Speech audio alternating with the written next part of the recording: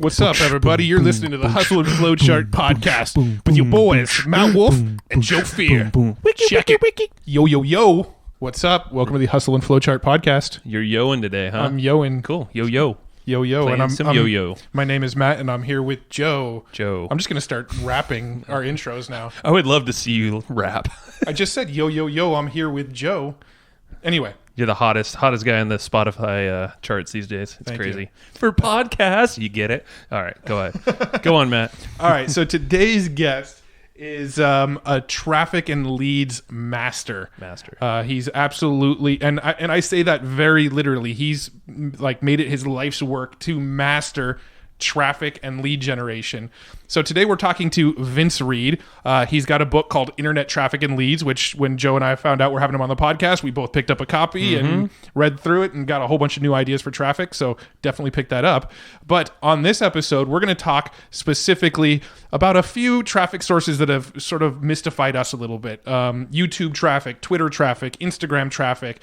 We touch on Facebook and Google a little bit, but we focus on those other ones because we have quite a bit of other episodes about Google and Facebook and some of those other traffic sources. So we wanted to touch really closely on the ones that we kind of needed our own demystifying, and Vince did not disappoint. Hey, Vince, this pumped me up a lot because Matt and I, we have a bunch of traffic going out there, paid networks all over the place. We connect them. Very similar to what Vince is doing, but at the same time, the way that Vince describes this, it had my mind going in all these different directions. Just the fact that he's talking about, Twitter ads and how he's literally getting penny clicks to his websites based off of kind of set and forget Twitter ads. That just in itself should intrigue you to listen further, and I challenge you to do so. But at the same time, like the mastery. So if you read when you read his book, and we'll give you the name, it's actually Internet Traffic and Leads, but it's all about mastery. So instead of this going wide thing where a lot of entrepreneurs, business owners just take forever or never get traction or just kind of fail, they don't go deep. If you go deep like Vince is, he's like the epitome of going deep on mastering traffic and getting quality leads. That's what this thing's all about. So if that's what you're looking for, you're in for a treat. Absolutely. And, this podcast, again, is brought to you by Evergreen Profits. If you like these episodes, please share them around. That's how we get the word out, is just people like you listening going, this was a really good episode. You should listen to it. The more you share it, the more we love you, and the more reach we get, and the better guests we get on. So thank you. So thanks for what you've done so far, and we'd love it if you could share this episode if you enjoy it. But let's go ahead and dive in with Vince Reed. Hey, Vince, how you doing, man? I'm doing awesome. What's going on? Oh, it's a good day. It's hot, man. San Diego. Are you up in? You're in what? SoCal, right? I'm in Orange County in northern OC. I'm Got it. Nice. 20 minutes from like Newport, Laguna Beach, and all that. Yeah. Way cooler than here. Inland. Well, yeah, man. So we all, you, me, Matt, originally met in Speakeasy, San Diego, probably a couple months ago or so now. Yeah, that was awesome. Love that. Yeah, we were just talking about, like you were saying, you were just speaking at War Room. It almost has like that kind of feel, the best of the best people. Definitely does. Yeah, man. So, no, it was really fascinating. I think you and Matt hit it off there, and we're talking. We chatted for a few minutes, and I went, I got to follow up with this guy, get him on our podcast. You got some good stuff, and then found out you had a book, and went and grabbed your free plus shipping offer on the book, and devoured the book over a 2 or 3 day period, and here we are. Yeah, awesome. And before getting any further, definitely, I'm just going to give you a shout out for that book, Internet Traffic and Leads. Definitely legit. A lot of cool storytelling in there, backstory, but so many actionable lessons throughout the whole thing. Cool. And what's the best place for people to go grab it if they want to get the book for free? Yeah, you can get the free plus shipping offer. So, always transparent. You will be paying for shipping. Yeah. But you can go to internettrafficandleads.com. Sweet. Right on, man. Well, yeah, I just wanted to give you that shout out before we dug in. But let's get into how you kind of came into this world. I think it was about, 10, 11 years ago or so. Yeah, man, I'm like a senior citizen in the online marketing world, right? I made it past the 90-day, everyone comes in, I didn't make any money in 90 days. They quit, right? Yeah. So, I got in, and back in 2007, I like to say, like, online marketing world kind of found me. I was in real estate.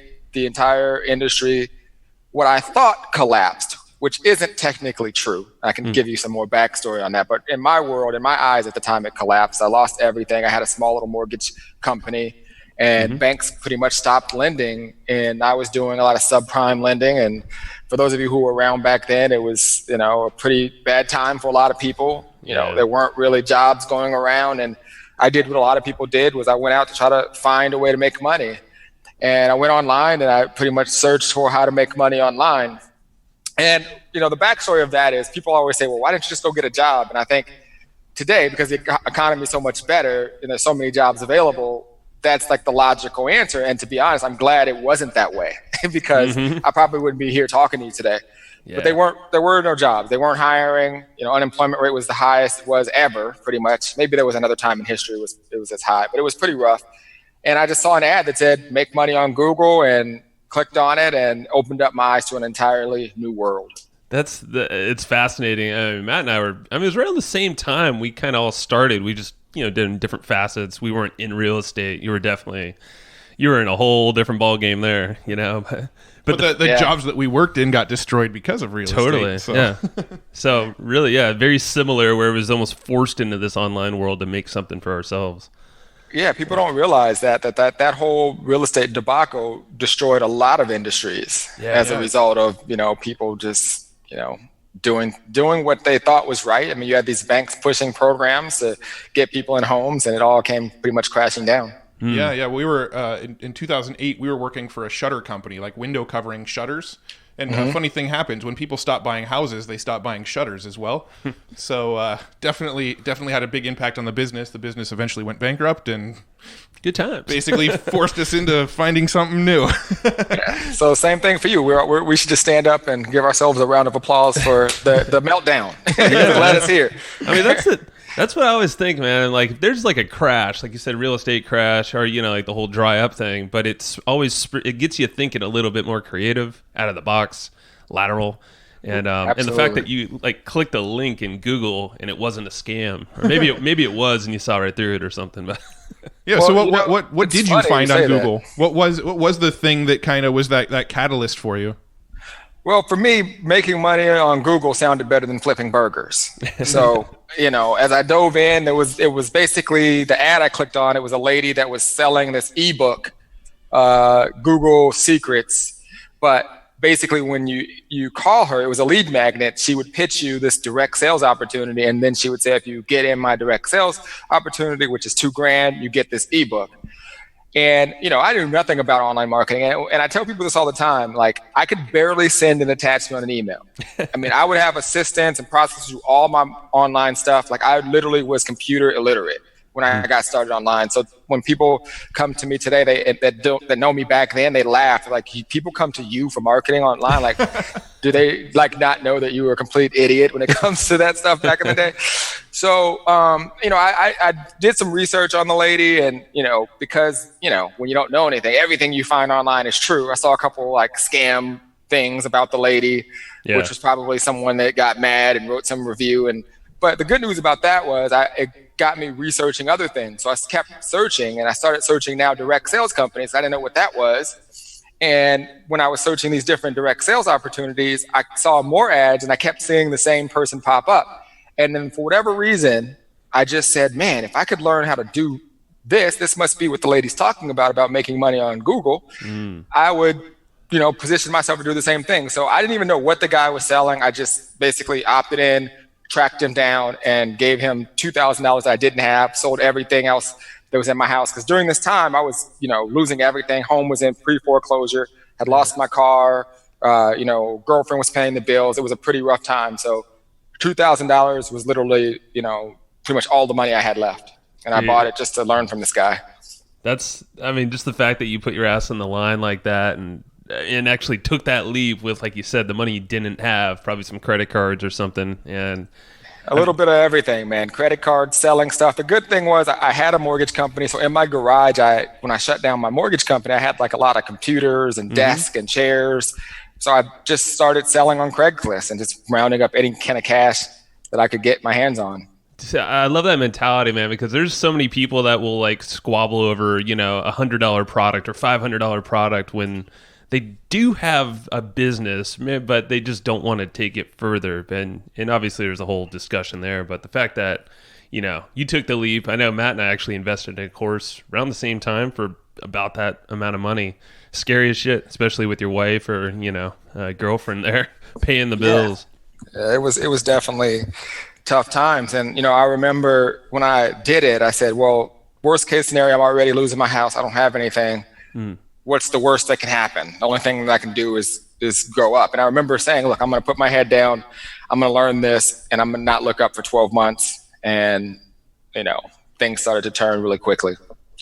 Yeah. So that right there, what you just said right there, triggered something in the book. So when I'm reading, when we read your book, something that stood out to me was the mastery, this concept of going all in and going deep, not this wide approach that a lot of people take. They want to test everything. What got you into that mindset? Yeah, I'll tell you, when I was in real estate, I remember, what's different about that industry and let's say like the online marketing world or online businesses or just entrepreneurship back then was no one shared their secrets. Like I just got in because everybody was doing it. I didn't have a mentor. I didn't have anybody to I'm not sure. I shouldn't say I didn't have anyone. I didn't seek that out. That was a flaw in my own inner game. So when I got online, I was shocked that these people were willing to teach me their secrets. So when I started running my first Google ads, I sold some more stuff. And for whatever reason, I was like, oh my gosh, this is crazy. You can put ads up and people are searching for stuff and they'll click on your ad and you'll make money. I just sent this guy $2,000 from doing the same thing. So clearly there's got to be other people that would do the same thing for me. I had to learn how to do it. So I rounded up some more money, put $1,000 into Google AdWords and lost all that money in 30 minutes. No leads. I got a bunch of clicks. And instead of really being disappointed about it, obviously I wasn't happy. I remember stepping back and being like, okay, hold on a second. 3,000 to 4,000 people just clicked on my ad. They didn't take action, but that's real people that were interested. How do I figure out how to do this better? And I called up the mentor who taught me this. And by the way, all he taught me was go to Google AdWords, bid on a keyword, and they'll hit your page and you'll make money. There was no strategy behind it. So he then said, there's this other guy that you should go learn from. His system's $50 a month and he'll teach you how to do it better. Oh. So then I was like, okay, cool. I joined that. And that became actually my real mentor to this day. This was a guy who made over $27 million by his 21st birthday. Excuse me. He made over $21 million by his 27th birthday. Dang. And he was really, really, in my opinion, still to this day, was the GOAT of paid advertising. Wow. Is that a guy you can name, or is that? It was a guy named Jonathan Budd. He owns a solar company now. But he's another San Diego dude. So he's out in San Diego, one of my good friends, and he and I are really close to this day. And he taught me the basics, and I became one of his top affiliates, and that's kind of what got me started. And when he kind of left the industry, that opened up a hole for a new kind of lead generation marketing guy, and that kind of wanted to keep his legacy alive, so to speak. So I love it. Yeah, I mean, Jonathan Budd is actually one of the guys that we studied in the early days. So he was a little more focused in the network marketing space, which wasn't really our game. But the people that were doing the network marketing stuff were the people that I loved to study, because I think those were the people that had it the most figured out, the most systematized. Oh yeah, the Jonathan Budds and the Mike Dillard back then. Exactly. Those two guys were the pioneers of the whole attraction marketing and online marketing space. So absolutely, that's where I got started and learned how to do it the right way, and that was what really got me focused on mastery. And I realized right away that anybody can go place an ad. You can go on Google right now and search how to run any type of ad, and you'll find a tutorial. But why is it that when most people go do it, they don't get results? Right. And then that's when I realized that it was all about strategy. And kind of what I was talking about this week, speaking at War Room. It's how I use strategy with my ads more than just placing an ad.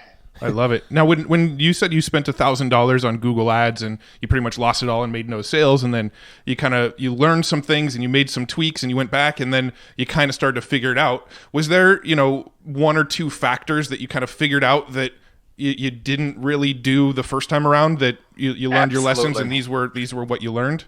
Absolutely. And people to this day still make the same mistake, and I see it and I kind of chuckle under my breath sometimes. I'm like, gosh, that person, if they only knew. So the first thing you have to do, and it's marketing 101 is you've got to capture what's going on inside your prospect's mind.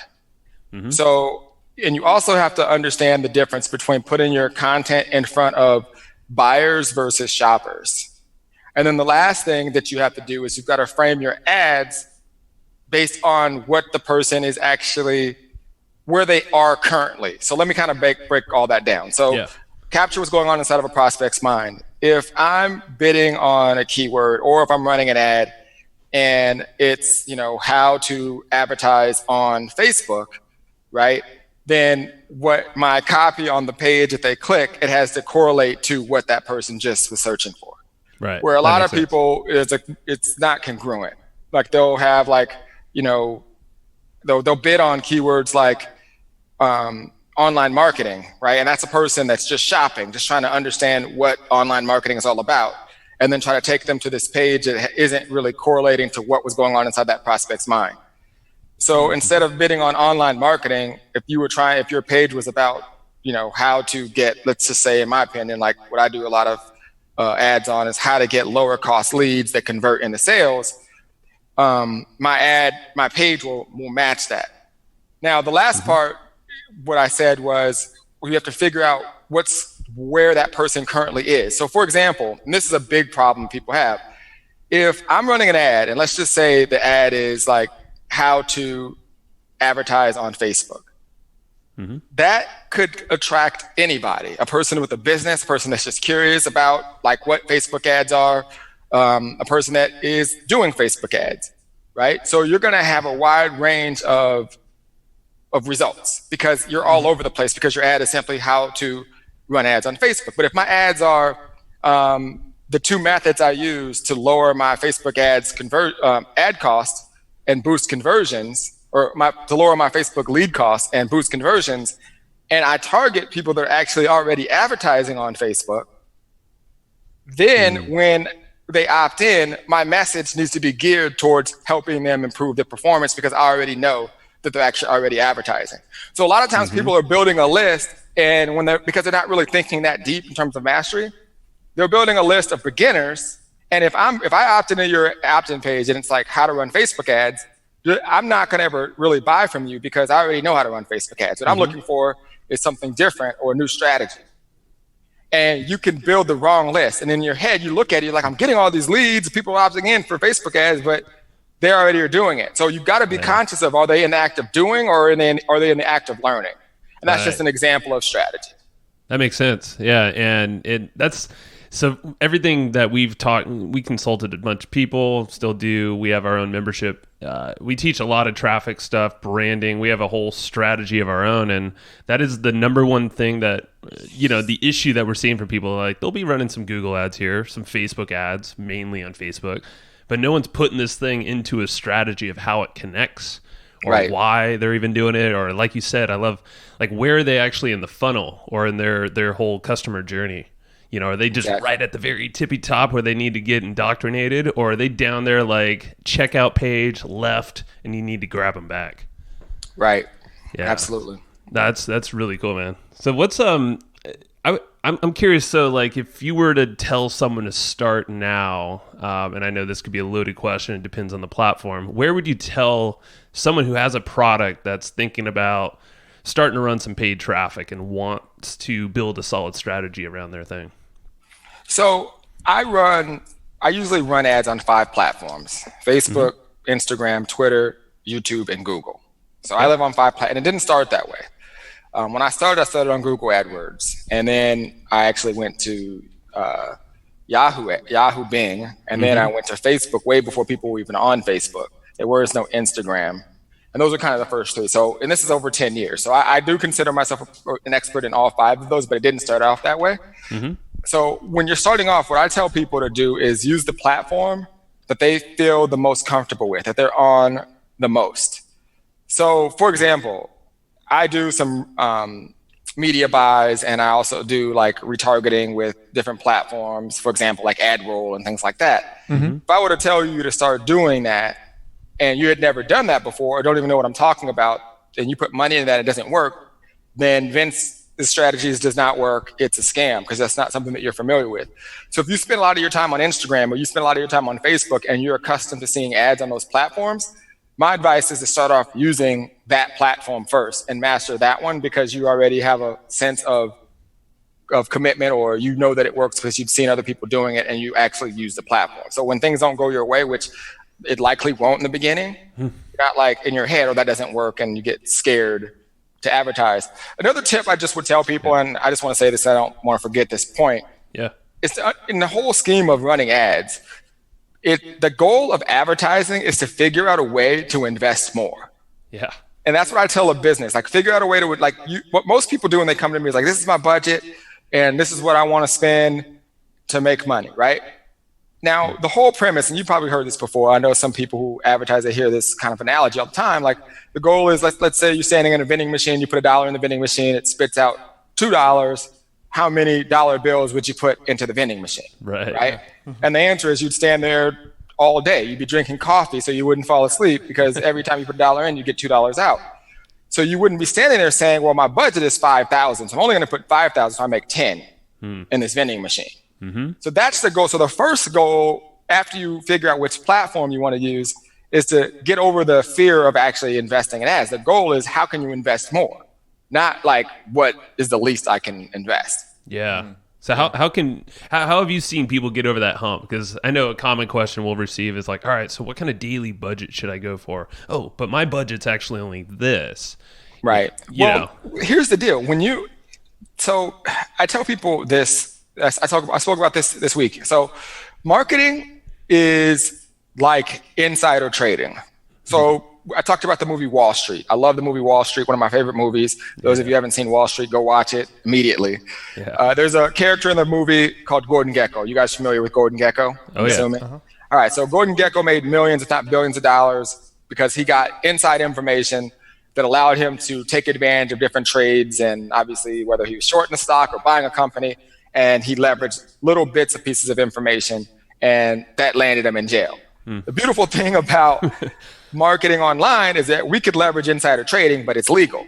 Okay. And the way that you do that is by collecting data. So if you do the things we talked about earlier, like we know what they were thinking, are they in the act of doing or learning, and we gear our marketing and we capture what's going on inside the prospect's mind, and they get in and we're actually solving their problem, and we know exactly what their problem was. And then you use different types of things like retargeting and collecting data, like maybe people that have engaged with your page or people that have watched percentages of your video. All these little pieces of data that we can collect made Gordon Gekko millions, if not billions of dollars. But when you're running ads on social media, most people aren't thinking of it that way. They're not thinking that they could take advantage of this data and this information. So you have to be thinking that way. Like, this is all information that you can use to your advantage. And that's why I say it's like legalized insider trading. Yeah, no, I love that analogy. I love that analogy, and you know, it's funny because I've used the analogy of insider trading, but in a different sort of perspective for affiliate marketing. One of the ways that we sort of leverage the concepts of insider trading in our business is that whenever we promote a product as an affiliate, we get in really, really, really good with the product creator. We become great friends with the product creator. We get on calls with them. We learn everything about their business.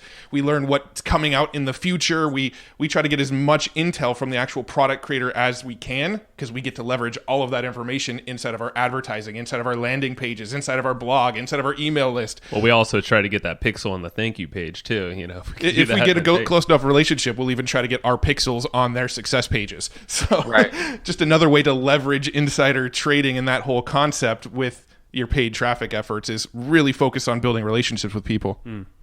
Absolutely.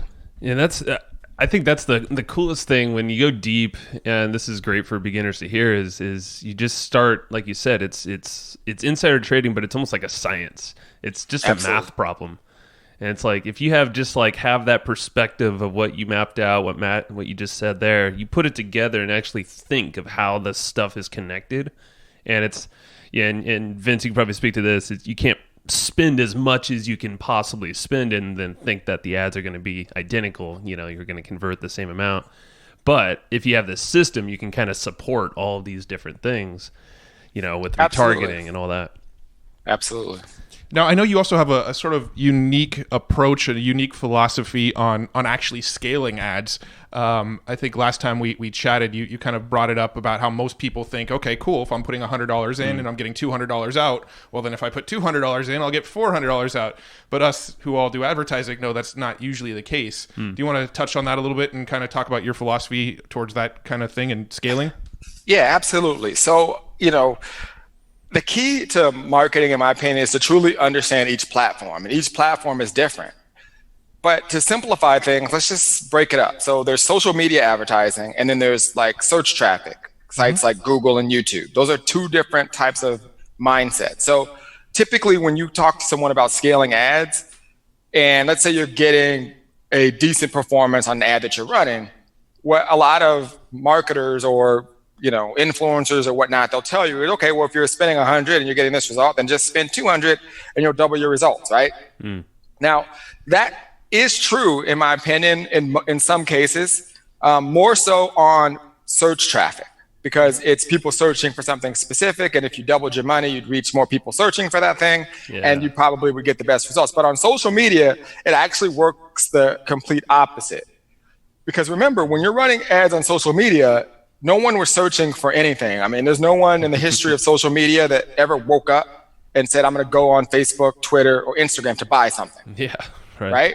But everybody advertises as if that's what people do. So what you have to realize is when you double or triple or whatever, quadruple your ad spend on social media, what they're going to do is put your ads in front of more people, which means you get further and further away from all the things that we were just talking about. Right, in terms of people who were, capturing what's going on inside their mind, and they're just trying to reach because everyone's there. And more importantly, you are interrupting them. Social media is interruption marketing. It's no different than you putting a billboard out or driving by a billboard, when you're driving down the street. The only difference between the billboard of social media and the billboard of you driving down the street, when you're driving, you're just going to see that billboard. If you're on a certain street, it's just there. The beauty of social media and what makes it so genius is the fact that you can say the only people I want to see this billboard are people between 25 and 35 who like the Lakers and online marketing, right? So, imagine if you were driving down the street, all of a sudden your car stopped and it's like, sorry, you can't keep going because you're not 21 to 55 who like the Lakers and online marketing, right? That's kind of the brilliance of it. But to answer your question, how do you scale? Because I know you're like, okay, this is a scaling question. The first thing you want to do is you have to basically look at your numbers. It's very important to know your numbers when you're advertising on social media. So let's say that you are getting leads at $5. Your number one goal before you invest more into ads should be to see what you can do to lower that lead conversion cost. Right? So see if you can even get the lead cost of $3.75 or $3.50, and then see what you can do to boost your conversions. Because at that point, you could invest the same exact amount of money and you're technically scaling. Because now you're going to get more leads, you're going to reach more people. And I love that because that's in your control, what you just said right there.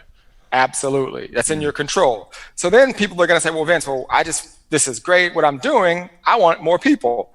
Then what I would do on social media is I don't necessarily just double the ad cost. I increase the ad budget by 10 to 20% on that ad set. And what I'll do is I'll find other buckets of audiences and spend the exact same amount. So let me give you an example. Okay. So let's say I'm a big Laker fan, so let's just use the Lakers. It's something that is easy. So let's say I have an ad, for whatever reason I'm targeting people who love the Lakers, and it's getting good results. The first thing I would do is I'd go try to see what I can do, look at my page, make sure everything's congruent, maybe split test another page, see if I can get my lead cost down, and then obviously they've opted in, see what I can do to boost my conversions. Now, after a month, I'd go back to that ad. If it's performing well, I'd increase it 10 to 20% on that ad to the Lakers. Now, if I'm like, this is just operating so crazy, this is just awesome, I want to reach more people, then I would go do the same ad, duplicate it, and I would target Boston Celtics fans and do the same thing. And then I would go, and then it'd be one interest group. Then it'd be, Philadelphia 76ers fans. And I'm still spending, and then I would increase those by 10 to 20%. I wouldn't take that Laker ad and just go from $100 to $1,000. Got it. Now, let's say my product, now some people are like, well, Vince, what if my product is only to do with the Lakers? Now, again, people who are listening to this, just think of the Lakers as your audience. I'm just using this as an example. Then what you have to do is think about the process that people go through before they make the buying decision, during, and after. So in the Lakers case, okay, maybe people are searching for the Lakers or what they're looking at before. And then during the buying process, maybe I'm selling jerseys or shoes. I could go target different shoe brands and different jersey companies and brands. And then after, maybe I just target the different teams or whatnot. So basically what I'm saying is I would find everything that I could figure out that's related to the Lakers during the buying process, before they buy, during the time they buy, and after the process they buy. And I'd make sure my ads are all there. And at some point, you're going to hit the people you want that's related to what you're ultimately trying to sell, which would be people who have interest in the Lakers. All right. So that is high level, and that might go over some people's heads. But what I'm really teaching you is targeting. So when you're targeting, people are always trying to find different interest groups. Just think about it. Like, what are people looking at or doing before, after, or during and after? So let me give you one other example, because the Lakers might be kind of hard to think about. Let's say it's real estate, right? So let's say you're a realtor, and you're trying to get people who are going to buy a house, right? So maybe at first you're just targeting like other real estate companies, Remax, Century 21, or whatever, right? And then during the process, maybe you're targeting different moving companies, people that are already in the process of moving, right? They're moving, or all the furniture shops, people were in the process, they wouldn't be looking for furniture. They may, maybe you're in your house, but a lot of times people are doing that when they're looking to move. And then after, maybe it's, you're targeting just straight up homeowners, right? That's an example of like, they're already in the house. So like just finding buckets of audiences in the before process, during process, and after process is how that makes perfect sense. Yeah.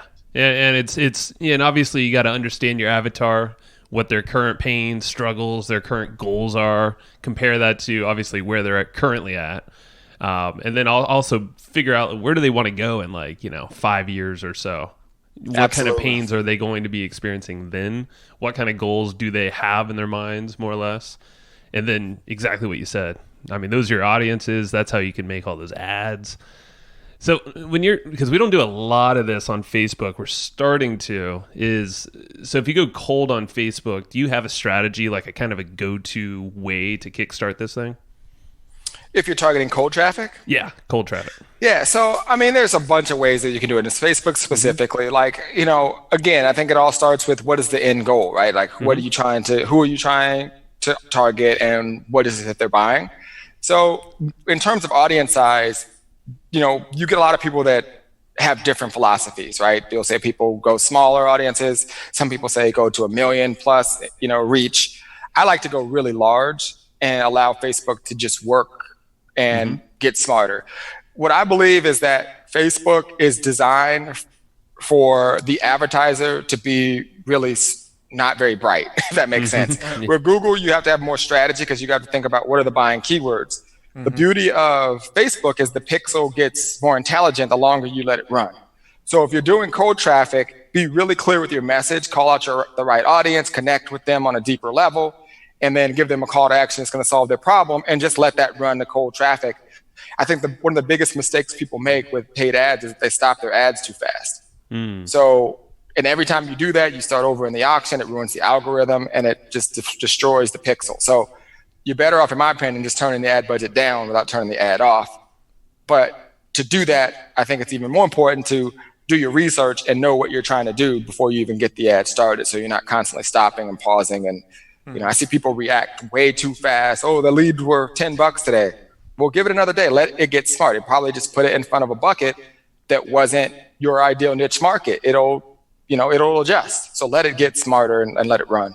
Now, how long do you recommend people let it go before they start making a decision on an ad?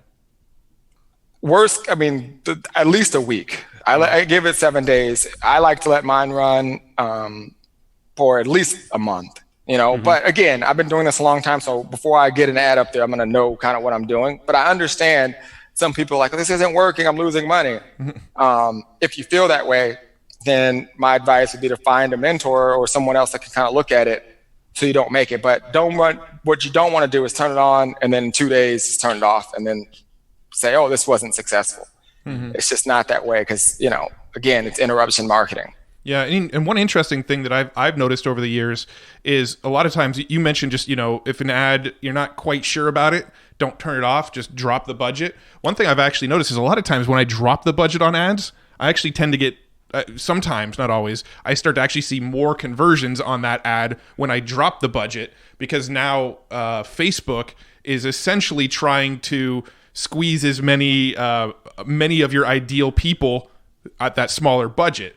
I don't know if I'm explaining myself well, but like when you actually drop the budget, Facebook actually tries to get more of the right type of people through that ad, for whatever your conversion goal is at that smaller budget. And sometimes you actually might see your conversion rate go up when you drop your budget on an ad. Right. And I've seen that too. And I have a bunch of reasons for this, but none of them I have no factual data behind this. Yeah. I gladly share with you my thoughts on why that happens if you want. But yeah, absolutely. So I think that happens because when you go with a lower budget, it doesn't put your ad in as many placements. So like when you spend more money, then you're spending your ad budget on more placements. So what I would do is, if you see that happen, go in and check your ads manager and see where the conversions came from. And then when you go back up on your budget, just turn off the other placements and just advertise there. That makes sense. That makes sense because Facebook's, in theory here is optimizing for the best that they know how to optimize that ad. But for them to do that, they've got to put it out everywhere and see, right? And in that process, you're spending more of your money, and then you're getting different conversions. It's costing you more. Right. So perfect. Yeah. Makes sense. Now, there's a few platforms that you mentioned that we haven't really experimented with much ourselves. So I'm kind of curious to dive down those rabbit holes a little bit. Now, we do a lot with Google, we do a lot with Facebook, but YouTube, Twitter, and Instagram we don't really do much with at all. Instagram, sometimes kind of along the lines of what you were saying is with Instagram, a lot of times when we create an ad, we'll just let Facebook pick the placements because they're obviously, they want their people running ads to be successful. So they're going to put them in the placements that work and try to optimize for you. So we do have Instagram ads running, but they're just kind of by default. We don't actually break them out into separate ad groups or anything like that. They're just kind of running because we're telling Facebook, do what you want with this money and figure it out for us. What's your philosophy on, let's start with Instagram ads? I love them. I mean, I think that you have to be where the eyeballs are. And I think that they all work together. I love Instagram. I mean, the eyeballs are there. There's very little distractions. I mean, think about it. Even a mobile ad when it's on Facebook, there's always other videos popping up and you can see stuff happening. There's way more distractions, but you see an image on Instagram on your phone app, you have a lot more attention. So I think that if you can figure out a way to make some, shorter videos, especially run some story ads, I really love these days. I think that it's an advantage for you. And something I've noticed, and I think Matt has as well, you have your personal account, but then you have your business account.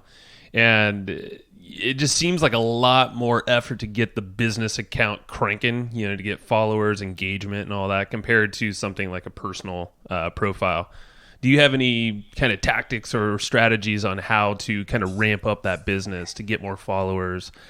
I think that first off, I think that everybody should be running spending $5 to $10 a day just running campaigns to their page. I think you should constantly be getting fans. I think there's value to it. And here's why. When you run ads, and I don't think a lot of people do this, and here's another kind of superpower of social media that I don't think people quite realize. When you see an ad on Facebook and then you look above the ad, you'll see some of your friends that like that person. Mm-hmm. The more fans you have on Facebook, the more people are connected to the people that see your ads, right? Yeah. So when you run an ad, you can go in and say, I want to target people that like social media marketing who also and also target the friends of my fans, right? So each personal profile could have up to 5,000 friends. So if you've got 10,000 people that follow you, and then you go and you say, I want to target the friends of my fans, your audience could be massive, right? It could be 20 million, 30, 100 million people just off of 10,000 fans. And then you go and you say, now I want to filter that down and only target people that like social media marketing. Now your ads are only displaying to people who like social media advertising who are connected to people who already like you.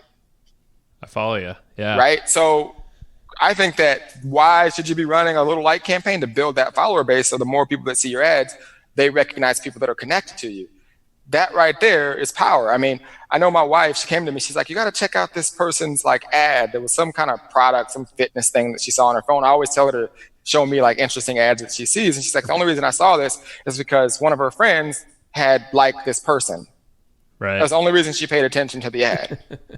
There's so much power in that, because that's how we would interact as humans, like face to face. Recommend. Hey, Matt recommends me a book or something like that, like he did yesterday. I bought it. Right. It wasn't from an ad, but if an ad did that and I saw Matt liked it or follows whoever, it's more high likelihood I'll probably look into it. Now, is there something of the equivalent on Instagram of like a like campaign on Facebook?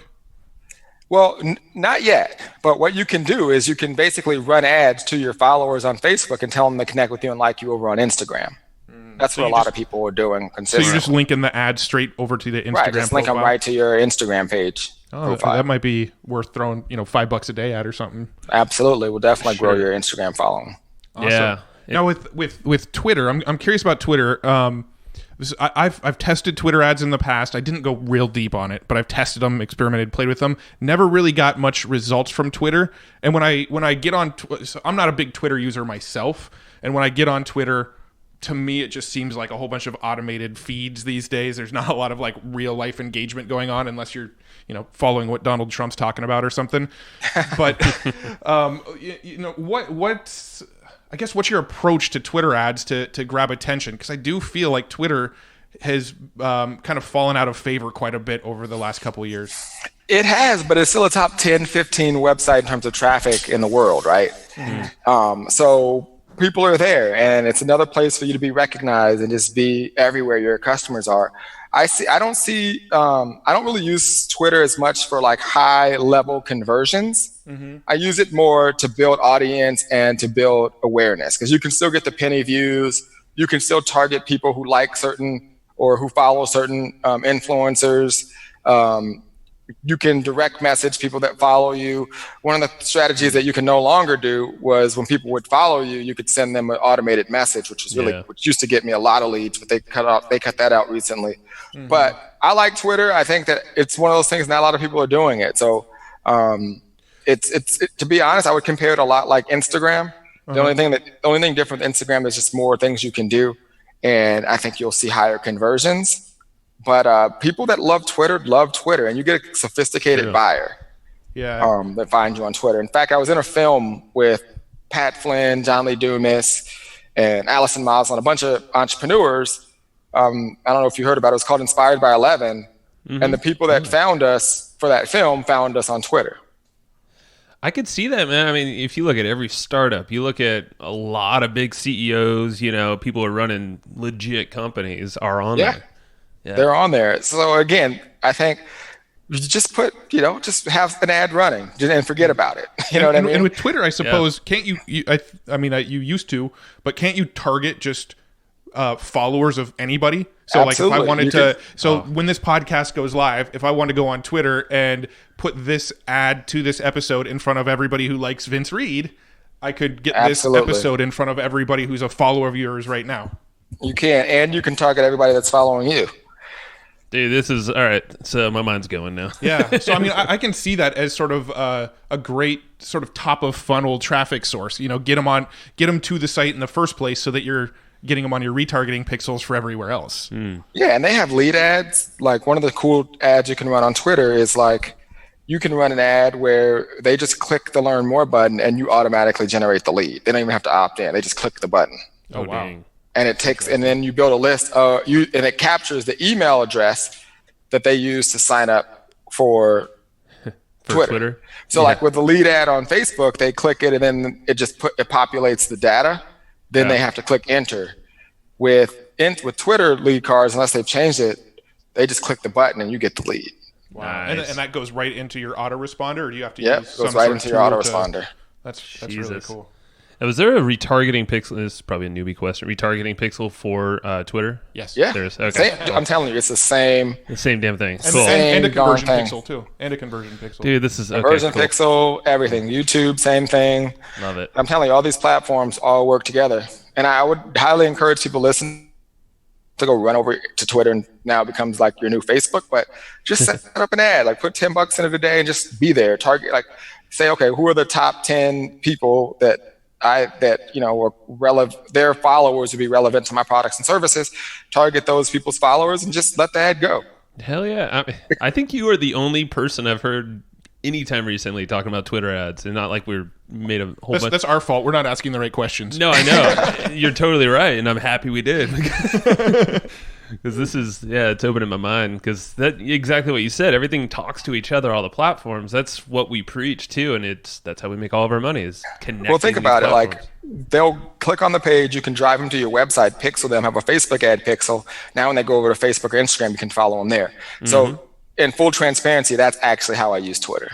Yeah. I mean, we're big on Google Display Network for retargeting as well. And, Google Display Network's been pretty huge. So another sort of retargeting angle, because what's really cool is you can kind of create this omnipresence, be everywhere. Once somebody sees your content once, they all of a sudden start going, holy shit, these guys are everywhere. They must have massive ad budgets. But really what's happening is they're discovering you once, and then they're seeing you on blogs through Google Display Network. They're seeing you retargeted on Twitter. They're seeing you retargeted on Facebook. You're being retargeted on Instagram. And people go, man, these guys must be spending 6 figures a month on ads. But it's like, no, we're spending like $2 a day to get in front of you. Exactly. I mean, it's a penny a view, right? Yeah. And that's the beautiful thing about it. It's amazing, man. I love it. So let's talk about YouTube real quick. That's kind of the last ad platform I wanted to touch on with you. With YouTube, what I guess let's just start with the basics. What would be like the first tip you'd give somebody who says, okay, I'm going to experiment with YouTube ads? So I love YouTube ads. In fact, it might be, people will say, what's your favorite? I think they all work together. I kind of look at advertising like an old school stockbroker, and they're like, diversify. That's kind of how I look at marketing. Yep. But I obviously have my favorite stock, and my favorite stock right now would be YouTube ads. And here's why. It's not because of what you might think. It's because everybody can't run ads. Yeah. You have to have a certain number of people that are subscribed to your channel to start running specific types of ads on there. So that's an advantage in my opinion. Obviously the in-stream ads are great. I use in-stream ads a little bit differently. I leverage YouTube more for the search results with display ads. So like get someone searching for what I know that they want first, and then I use in-stream ads to stay in front of them wherever they go. So your in-stream is like your retargeting, basically. Can you quickly, can you kind of explain the different ad options inside of YouTube? Yeah, so you can do like a typical like display ad. So let's say you're searching for ads on any kind of product or service, or not ads, but you're just searching for a video on YouTube, and you search for it, and then you see the related videos that pop up on the dashboard or to the right column. Right. Then you just click on it and you watch the video that's related to what you were searching for, just like you would if you were on Google.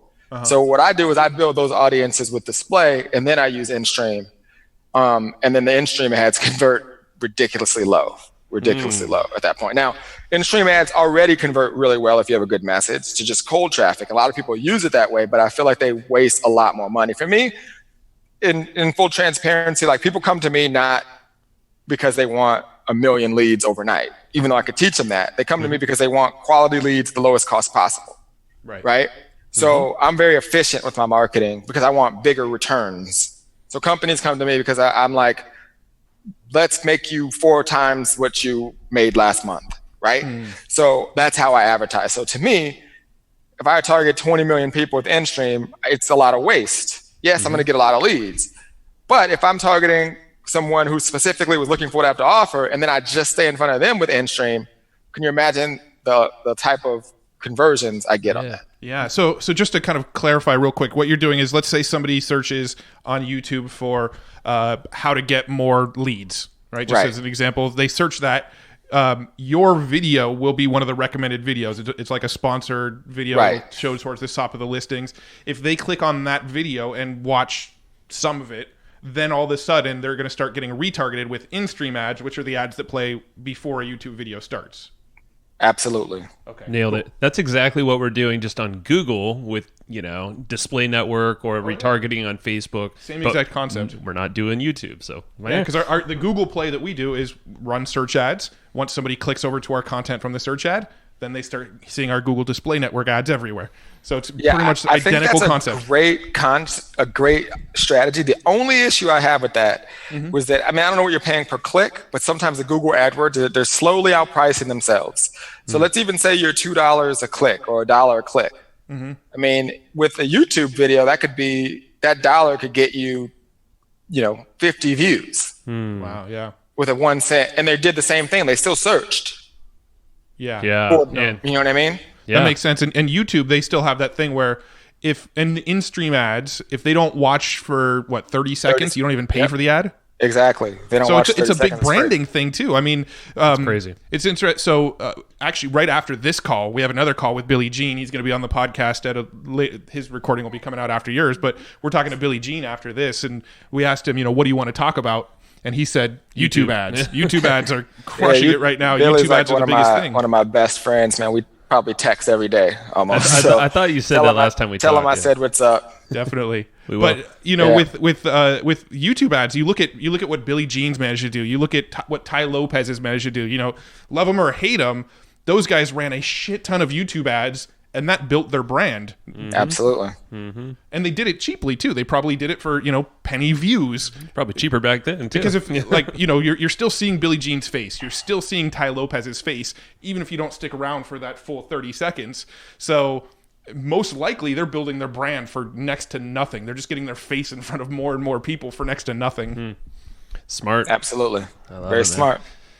And those guys, so people listening, some people will hear that and go, okay, I'm going to go spend all this money to do that. You just have to know how to monetize it right? So if you're getting those views and you don't know what you're doing in the back end, you could go broke. So the strategy I'm sharing, you can be not as good at monetizing and not put yourself at as much risk. For sure. And that goes with the whole quality leads. You're not going for quantity. What the hell are you going to do? But we still get tons, right? We get, and honestly, the reason we'll get more leads, a lot of the people you even may be talking about, only because of that, efficiency. Because the lead cost, again, if they're getting $4 or $5 leads, and I'm getting leads at 50 cents or $1, it's all relative. So sure, yeah, that makes perfect sense. Now with our podcast, you're going to see it after your episode goes live. You'll have some ads following you around and a bunch of other people's. Because we perpetually always have, we're always trying to grow this podcast, and now we're finally investing quite a bit of money, in different platforms, not just the platforms we're talking about, but like Outbrain, different podcast type stuff. How would you recommend, and I have an idea of what you're going to say, but how to grow a podcast in your eyes? Well, number one, it depends on who you want listening, right? Mm-hmm. You want people that are just aspiring entrepreneurs, or you want high level entrepreneurs that are looking for really good content. That's step number one. So if you want that, then I would make a lot of videos, and I'd probably start off with YouTube, and I would just make videos on the best business podcast, right? Mm-hmm. So when people are looking for business podcasts or the best business podcast, then you're automatically going to pop up. That'd be step number one. Then step number two would be to go to all of the top 10 business podcasts that already exist right now that you'd love their following. And I would do the strategies that we just talked about.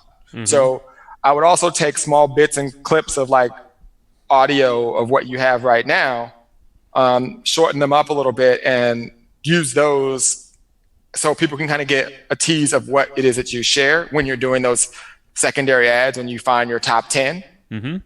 And then at that point, if people hit your website, or if there's a way for you to run ads of people that actually listen to the entire thing, just remain in front of them with every new podcast. So that'd be like a 3-step thing. That makes so I'd be targeting people that are looking for business podcasts, targeting people that listen to the top 10 business podcasts, and then staying in front of the people that actually listen to your podcast. Oh, I love it. Yeah, because right now we are doing step 3. We're making it so anybody who's listened to past podcasts, we're staying in front of them with all new episodes, and we're also doing some creative targeting where if we have a specific guest on the show, like we had Dennis Yu on the show last week, and Dennis is a Facebook target. We can target fans of Dennis. So anybody that is a Facebook target, we're going after their fans, and we're running $1 a day ads, which is actually a strategy we learned from Dennis. We're running $1 a day ads to that person's following, and it just perpetually grows the podcast. Are you doing video view ads? Are you doing with that? No, those are just click ads. They're click back to our show notes page for the podcast, and we're paying about 13 cents per click on those ads. Interesting. That's really cool. Yeah, they're working out really well. Video is something that exactly what you said there is like take a snippet, maybe it's, brand it with obviously. That's the next phase. That's what we need to start doing for sure.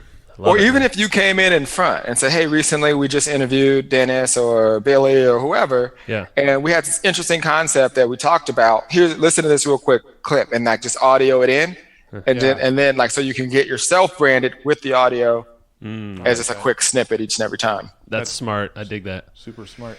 All right, you'll start seeing that now.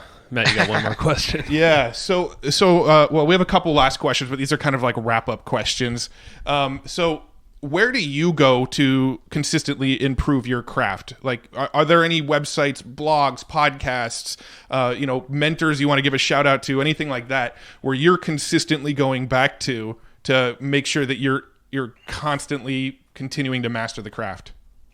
You know what, man? Like, I was on a flight about a year ago, and I looked to my left, and Gary Vee was sitting next to me. Hot damn. Right? And I asked Gary the same question, like, who do you go to for help? And he's like, man, I really don't go to anybody for help. Like, I answer so many questions. That's kind of how I get my own help. So, I obviously have a lot of mentors. I buy every product that I can. I attend events. I love, like, when I speak at events, I attend the event. Like, I'm not one of the guys often that you see just at the bar, like speaking and I'm gone. Like, I love learning, reading, getting better. So that's the first way I learned. I do a lot of going through different platforms, saving ads, going through funnels and just learning that way. But really through doing, I have a community that we have where we train entrepreneurs and I get to answer their questions, and we have sessions where I look at their ads. And for my digital agency clients, we're running traffic for a variety of different businesses. So I'm constantly in the trenches. And then there's gurus out there that we've managed their ads. So I'm always like able to see what's going on and get the real scoop of what's happening. So like, it's just a variety of ways. I'm just in it. And I tell people all the time, like, I'm on social media more than anyone, but I'm never in my news feed. It's always in the ads manager. Yep. And there's times where I literally will see a button or something pop up, and I will say to myself, how will anybody know that this even exists? Like, this is crazy, right? And I'm just constantly in it. And I think that the lesson here is you got to learn by doing. Like, you've listened to a lot of stuff we've talked about in this podcast, but unless you go do it, then it's just, the information is useless. Knowledge, in my opinion, is not really power. Knowledge executed is where the power comes in. So you've got to go take action and make it happen.